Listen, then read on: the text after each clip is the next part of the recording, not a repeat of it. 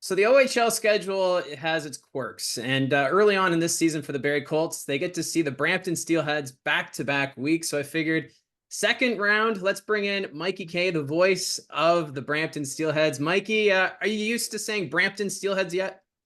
Yeah, I actually almost like you have it on the tip of your tongue, and then you correct yourself right at the end. You say Brampton.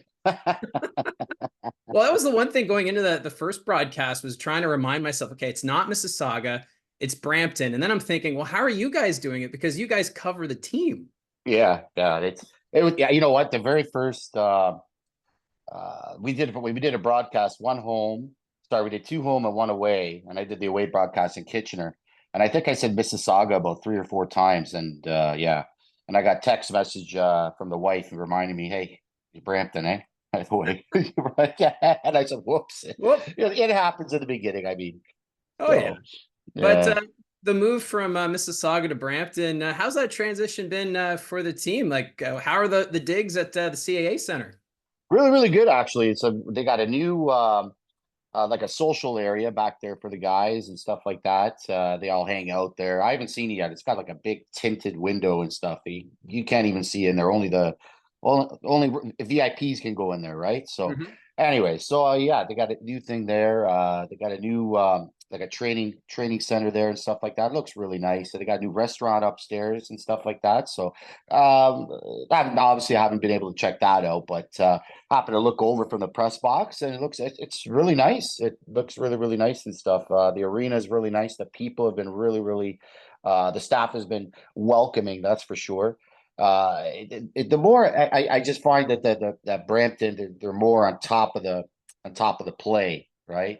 Instead, more Mississauga was more like Mhm. outwards, but this is more you're on top, and that's what the players like doing. You can hear the fans more, and it's a good atmosphere. I really enjoyed it a lot, and it seems like the players are really enjoying it as well. Well, it seems like from the video I've seen and the pictures, it's become a little more fan friendly. Because the last time I was at the rink in Brampton, it was the Powerade Center, and they didn't even have a video scoreboard at center ice.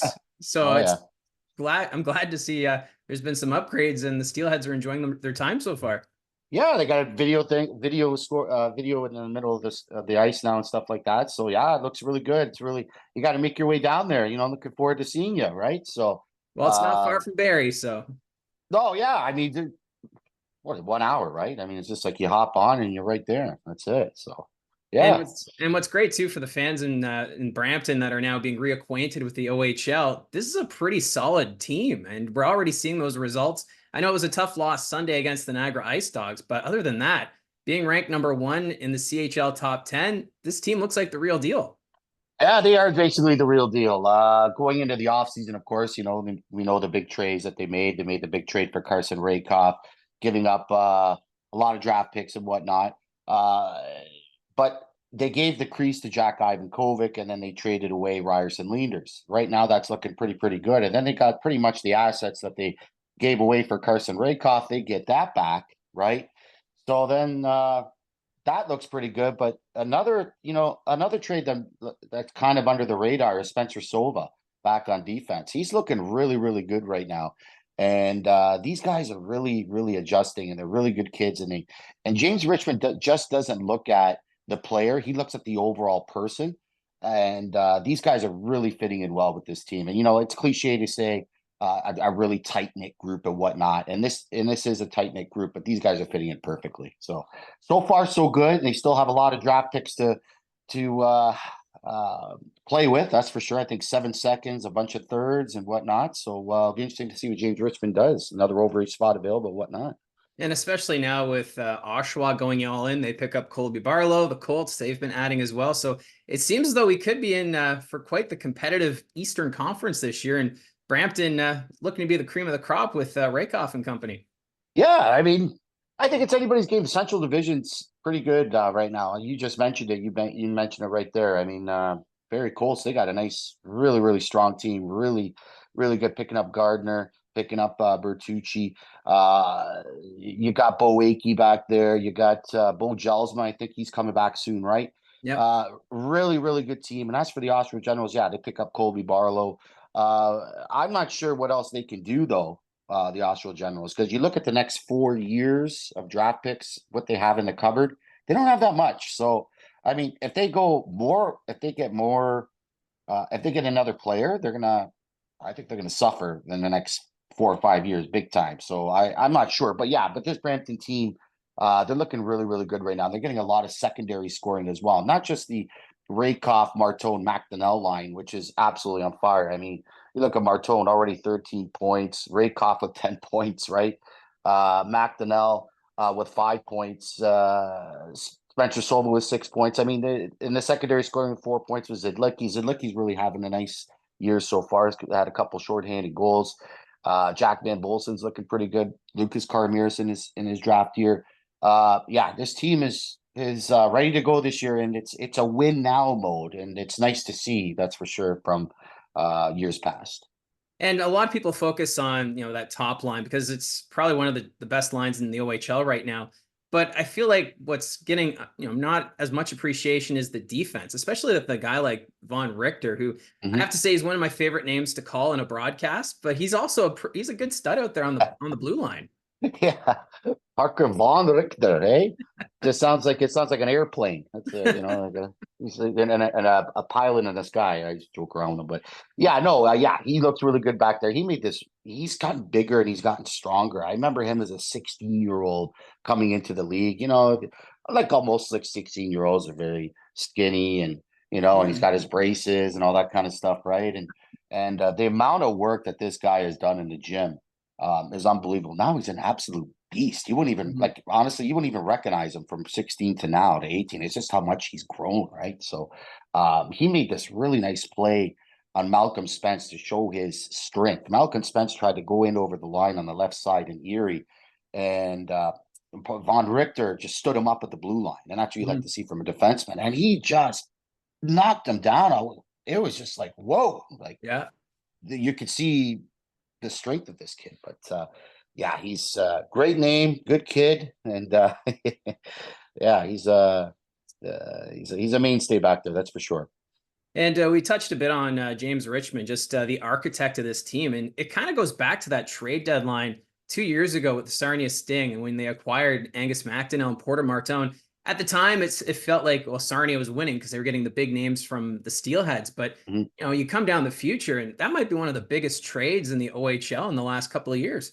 Yeah, I mean, absolutely. I mean, who expected, well, at that time, the word was they were going to sell off, and they sold off Ethan Del Mastro. He was going to be a great NHL player.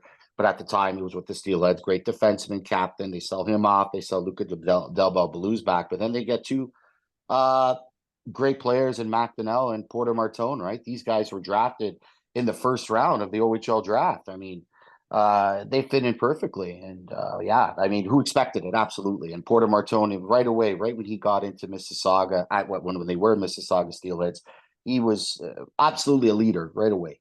And you could totally see that. And Angus McDonnell, another total leader, you could totally see that, right? So, yeah, great trade. It's ended up just money right now for the Brampton Steelheads. So early in the season right now, but these two are definitely leaders. And I also want to talk about Jack Ivankovic because he dropped the mitts at center ice against the Ice Dogs the other day. You know him because you see him on the bus and you travel. Did you ever figure he would be the goalie that would take on another one at center? Absolutely not. To be honest with you, Jack is probably one of the nicest kids you'll ever meet.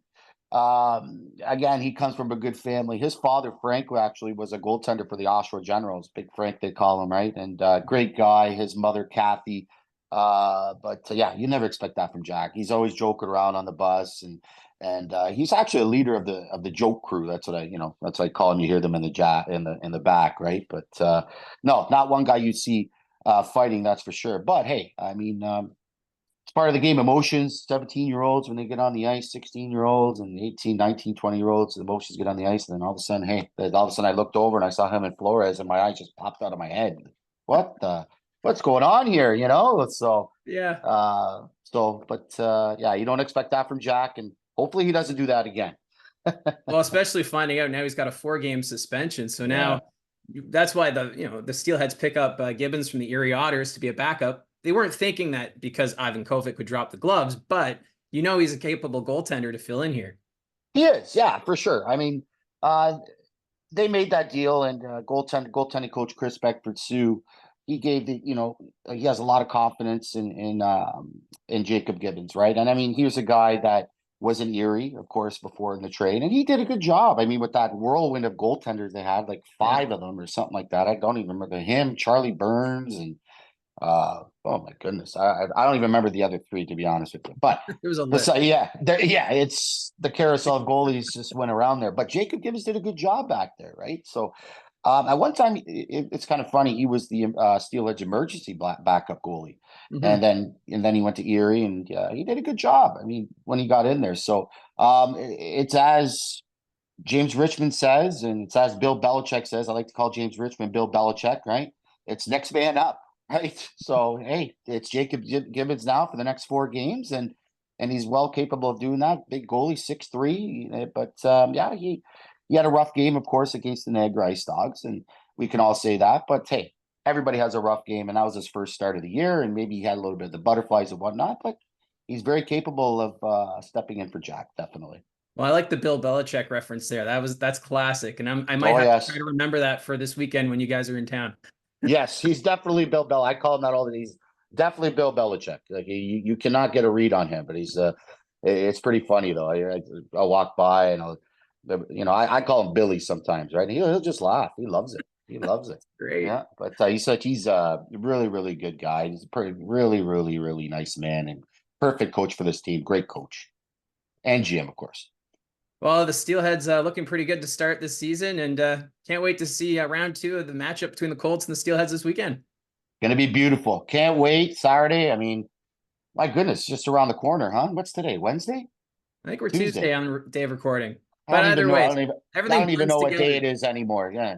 So, but no, I should be good on Saturday. I mean, you Barry Colts have Boakey back or uh and Bo Jelsma. I'm not sure if Bo Jelsma is going to be in the lineup, but Riley Patterson is going to be back in the lineup for the Barry Colts as well. So it's going to be power on power in the Central Division. I mean, I'm looking forward to it.